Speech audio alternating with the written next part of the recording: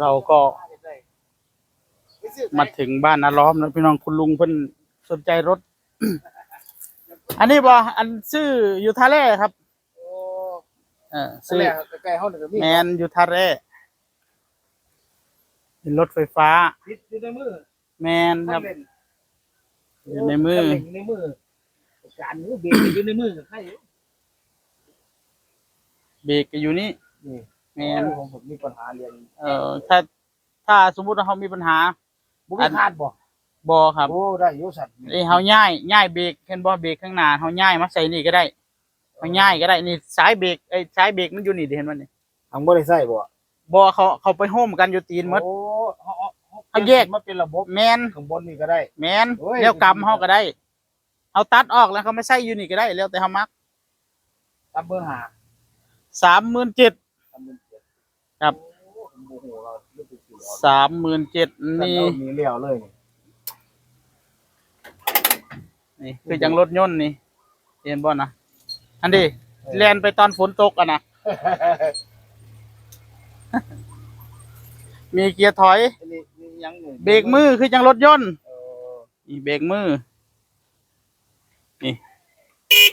นั่นนะ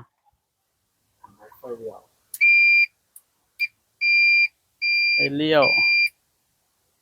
อันนี้ก็เปิดคางได้นี่เปิดกระบะอันนี้เปิดได้ทุกด้านอันนี้ยังนี่เกียร์สโลว์ขึ้นเขาบ่จำเป็นก็บ่ต้องใส่บ่ค่อยได้ใส่เพราะว่าเกียร์ของมันก็แห้งอยู่ถ้าเฮาสิขึ้นเขาแบบทางลาดชันน่ะใช้ตัวเกียร์ธรรมดามันระบบเกียร์นี่เด้เกียร์1เกียร์2เกียร์3โอ้อยู่นี่แม่นสิลงเงินเนาะเอาเกินเหยียบ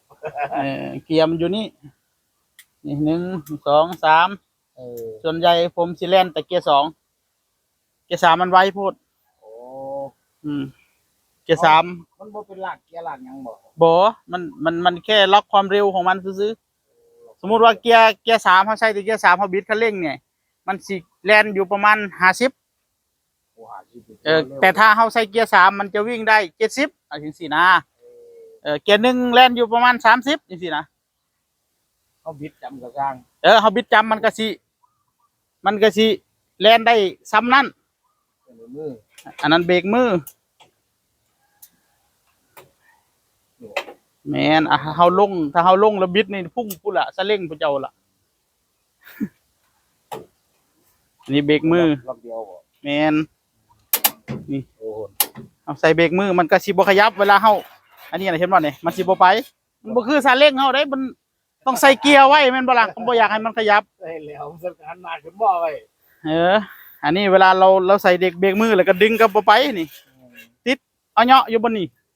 มันเหมือนรถยนต์น่ะนะมันแล่นได้70 โลชาร์จได้ละเดียวแม่นครับชาร์จทีนึงก็ประมาณสัก3 ชั่วโมง 4 ชั่วโมง37,000เงินสดต้องมอเตอร์ไซค์ก็จะ50,000เลยแต่ว่าถ้าเฮาสิแล่นไกลแล่นตลอดต่อเนื่องนี่มันไม่เหมาะสมอ่ะนะแต่ถ้านำบ้านนี่เฮาก็ขี่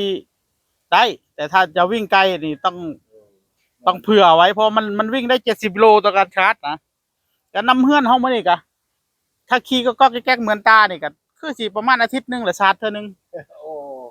ก็สิได้ไปใช้ก็ไปหน้ามาบ้านพาลูกหลานเล่นถ้าเป็นแถวนี้ก็แต่ถ้าไปแล่นกุสุมานไปกลับประมาณ2 เที่ยวนี่เด้พัดลมก็มีผมติดตั้งแล้วนี่เห็นบ่นี่อันนี้นี่ค่านี่ก็มาแต่น้ำของหมดเลยบ่ผมเฮ็ดเองพัดลมก็มีโซลาร์เซลล์ยังดีได้ตัวรถมาแล้วว่าติแม่นได้แต่ตัวรถมาแม่นอันนี้มันก็สิเปิดคางได้เบิดนี่เอาเปิดคางจังซี่เอาเปิดคางจังซี่เฮาก็ขึ้นได้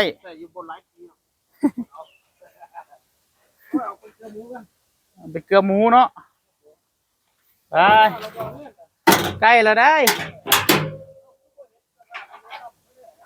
เจ้าภาพเพิ่นไปอันนี้เจ้าของเฮือนเพิ่นไปเกี่ยวข้าวกับตะเนาแม่นครับเดี๋ยวขึ้นอันนั้นแอมฟ้าจังให้เพิ่นหยุดซอย